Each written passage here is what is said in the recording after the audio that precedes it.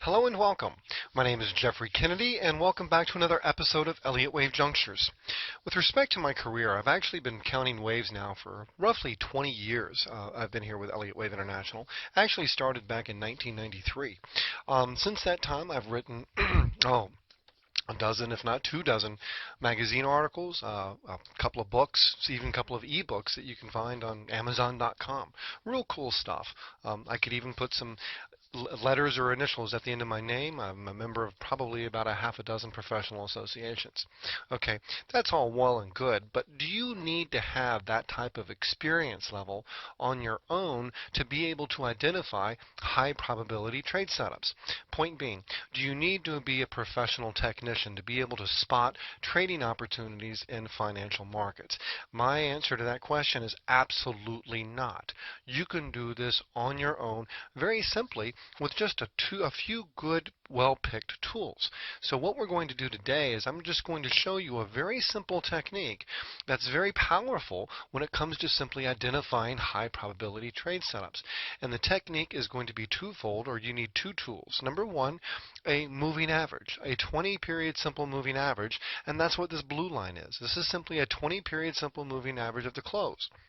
Okay, there's no magic reason why it's a 20 period. Okay, it could be 15, it could be 30, it could be 45. There's no really logic behind the idea of it being a simple moving average versus, say, an exponential moving average or a weighted moving average. I like 20 simply because it's 20. I like simple because it's simple, and I like things that are simple. The reason I like the moving average is because it quantifies trend mathematically. What I'm referring to is the slope. Here, the 20-period moving average is pointed down. The slope of the moving average is down. Thus, the trend mathematically is down. Over here to the right, you see that the slope of the 20-period simple moving average is to the upside. Thus, the trend mathematically is up. And the reason I like to utilize moving averages is because it's based on math, and thus if it's mathematical derivation of trend, it's not open to interpretation. Now, as you know, as an Elliottician, sometimes you'll see wave patterns. Well, that could be a flat or that could be a double zig. I mean, it's always open to interpretation, or there's a certain amount of implied ambiguity there. With respect to mathematics and your technical studies, it's because it's based on math. Again, there's no question. Either the trend is up or the trend is down or the trend is neutral. There's no question. Okay, that's tool number one. Tool number two that you need, I would recommend candlesticks, Japanese candlesticks. Japanese candlestick analysis was popularized by Steve Nissen, who actually brought candlestick analysis to the West. He's done some excellent work. I know he's got a website out there, and also he's got a book that I actually mentioned in today's commentary, Japanese Candlestick Charting Techniques. Highly recommend it. Candlestick analysis is very, very powerful, and it utilizes essentially the same type of information that you would find on an open, high, low, close price chart or bar chart. Simply put, to identify high probability trade setups, you want to look for bullish or bearish candlestick patterns in the direction of the trend. And here's a great example of the Dow Jones on the monthly chart level. Okay, from say this point here back in say early 2010, the slope of the moving average, the 20-period moving average, was to the upside. Thus, what do I want to do to identify a high probability trade setup? Well, number one, I want to focus on that right there. That is a bullish engulfing pattern. That is a bullish candlestick pattern. It's a reversal pattern. That's essentially what I want to look for. And we saw another one in late 2011. Those are the types of things I like to look for. Simple technique, simple approach, two tools, not complicated at all. Now, with respect to candlestick analysis, let me just go ahead and warn you. There's going to be, if you do begin doing research with respect to Japanese candlestick analysis, you're going to find probably well over 100 patterns, maybe even 200 different candlestick patterns.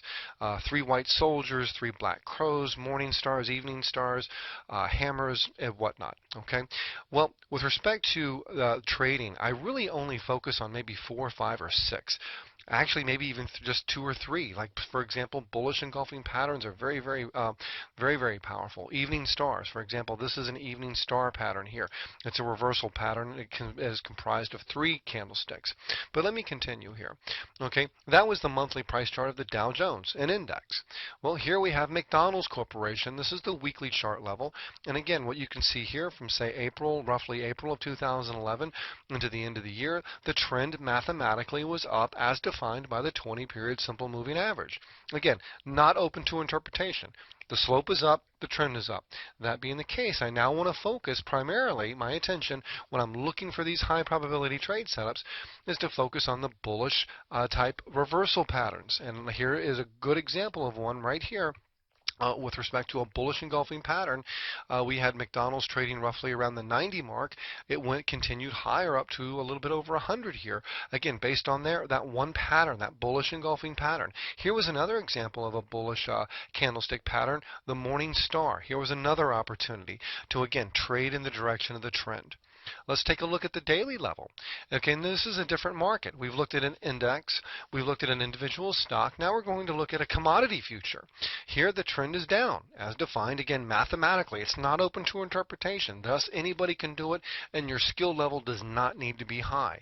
Okay, what I'm looking at here, number one, we have a bearish engulfing pattern here, and another bearish engulfing pattern here, and here's another bearish engulfing pattern.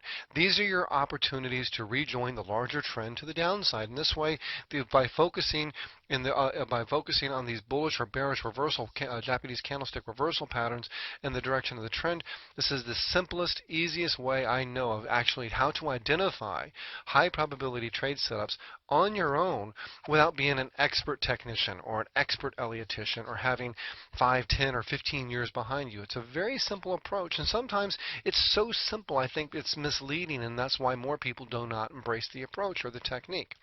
Here's another example. Boeing, individual stock, 120-minute price chart. This is an evening star pattern. That is a bearish candlestick pattern which is comprised of three candles. Here's another bearish engulfing pattern. Here's a bearish engulfing pattern. And then as you can see from here where we transition from the trend being to the downside, the trend is now to the upside. Well, what do we have right here in this little pocket of consolidation? We have two bullish engulfing patterns back to back. So we're roughly trading, say, 69 and change right here. And what it did is it showed a move that will push prices up to roughly about, say, 73. That's a nice little move. How complicated was that? You simply utilize a moving average, and again, you can pick the duration. There's nothing magic. It could be 15, 20, 25, 30, but all you're doing is you're utilizing the moving averages to identify trend, and then you're focusing on reliable, proven Japanese candlestick patterns in the direction of the trend. An example here, again, here's a bearish engulfing pattern while the trend is down. That could be a trading opportunity. Here, the moving average indicates the prices are moving up, the trend is up.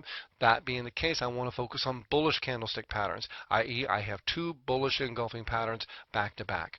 Now let's take a look at this price chart. Here's crude oil, and this is a 3-minute chart level. Look at this, very simple right here. We have this section of the price chart here where the trend is clearly down as identified by the slope of the moving average, and right smack in the middle of it we have a nice bearish engulfing pattern. Now, just for example's sake only, and again, this is just an example, what you could actually do in this instance here, from a trading perspective, is wait for the low of the candle here of the bearish engulfing pattern right here to give way. That's where you could say, for example, take a short possibly, and then utilize the high of the candle as your initial protective stop, and that proved to be a nice little move with a nice trailing stop. And again, this is a 3-minute price chart, and on one contract, that would be a little bit over, say, $400 in profit if you actually got out the bottom, tick the low. But even if you only did about half that, it was still a nice $200 price move. Then you see prices begin turning up. What happens at this point here? Well, look what we have here. This is a nice morning star pattern. Again, the very simple stuff. And again, I like utilizing candlesticks. I think they're very valuable. I use them in my work and in my trading. I like moving averages because they're mathematically based and rarely open to interpretation. But remember, The wave principle is indeed my canvas, and I do apply these other techniques and other tools in conjunction with the wave principle. And what that allows me to do from a technical point of view, as well as from a trading point of view, it allows me to have more of a